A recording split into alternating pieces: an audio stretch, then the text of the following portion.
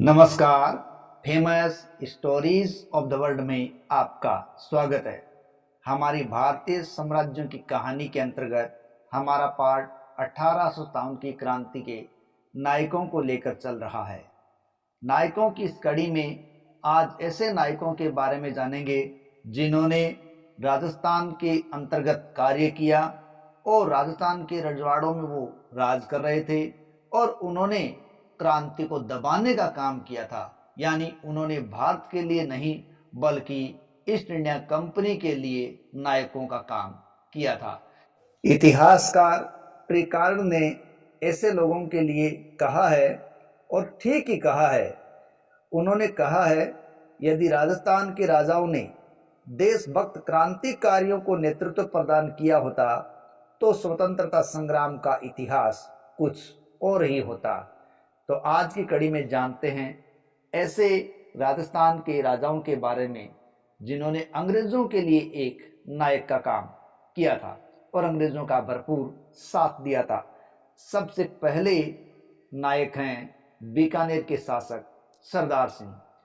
देखिए, सरदार सिंह 1857 की क्रांति के दौरान एकमात्र ऐसे शासक हुए हैं जो कि क्रांति में स्वयं सैनिक लेकर विद्रोहियों को दबाने के लिए पंजाब, झांसी, सिरसा, हिसार आदि क्षेत्रों में गए थे और ईस्ट इंडिया कंपनी को पूरा सहयोग दिया था।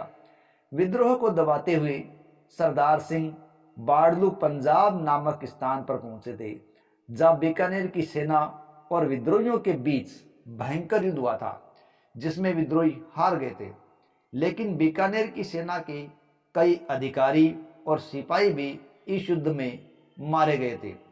अंग्रेजों ने सरदार सिंह की इस मदद के बदले उनको टिब्बी परगने के 41 गांव को उपहार में दिया था। इस प्रकार बीकानेर के शासक सरदार सिंह अंग्रेजों के लिए एक नायक की भांति काम कर रहे थे। और दूसरे शासक हुए हैं अलवर के शासक बन्ने सिंह।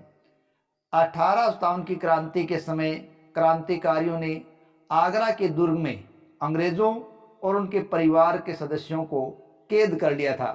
तो उन्हें छुड़ाने के लिए अलवर का शासक बन्ने सिंह वहां पहुंचा और वो अपनी बड़ी विशाल सेना को लेकर अलवर से रवाना हुआ था।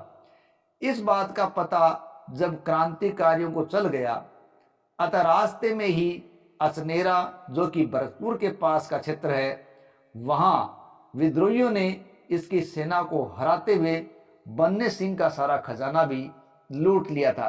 इस प्रकार अलवर का शासक बन्ने सिंह चाहते हुए भी अंग्रेजों के लिए नायक का काम नहीं कर पाया, यानी वो क्रांतिकारियों के सामने हार गया। तीसरे शासक के रूप में देखते हैं करौली के शासक मदन पाल सिंह। देखिए, कोटा के महाराव थे राम सिंह द्वितीय। उनको क्रांतिकारियों ने कोटा के दुर्ग में नजरबंद कर लिया था।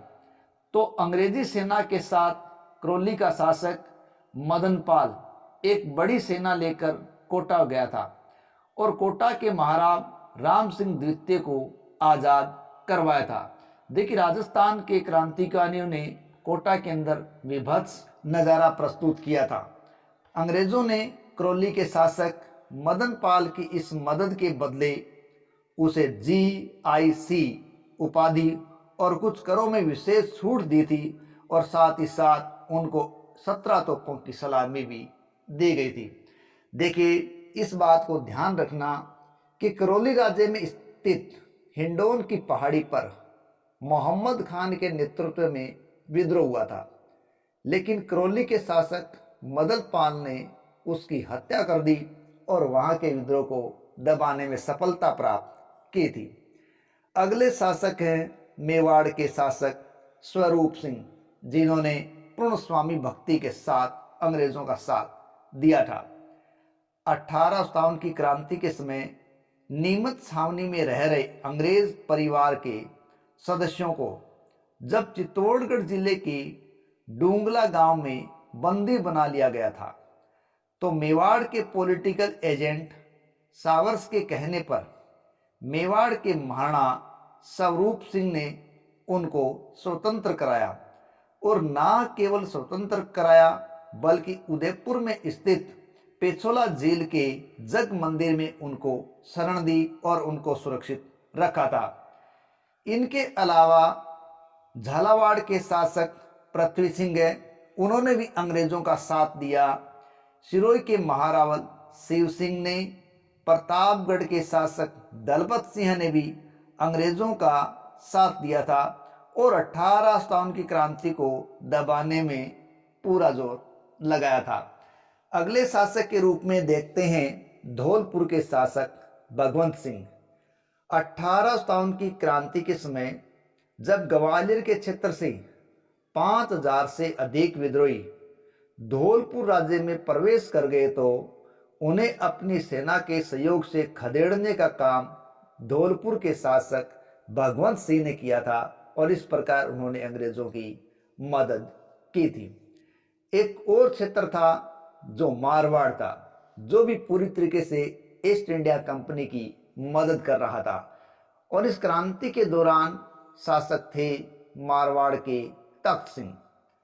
1857 की क्रांति के समय आउवा के ठाकुर कुशाल सिंह चंपावत ने क्रांतिकारियों को शरण दी थी।